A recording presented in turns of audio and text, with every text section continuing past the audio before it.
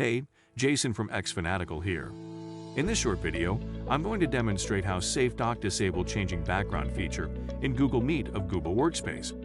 Google added a professional feature virtual background to Google Meet in the Oct. 2020 update. This feature allows you to replace your messy room background with a beautiful image from Google's hand-picked image library. Since the launch of this feature, many young students in schools start playing this feature in online classes.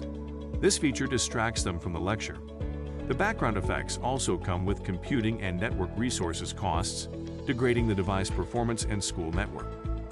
Even though Google later published a backgrounds admin control, the setting was applied to the meeting organizer, not the participants.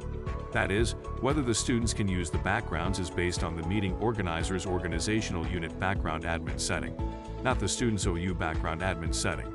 It's not possible to enable virtual background for teacher-to-teachers meetings and disable background for teacher-to-students meetings.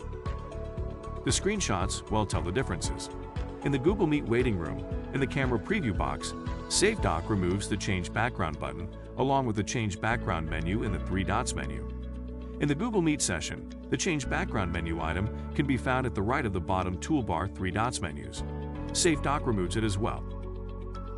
Set the policy block Need Change Background to True in your SafeDock extension policy configuration. If you have yet to install SafeDock, apply for a 30 days trial. The SafeDock subscription form link is also given in the video description. If you like our video, hit the thumbs up.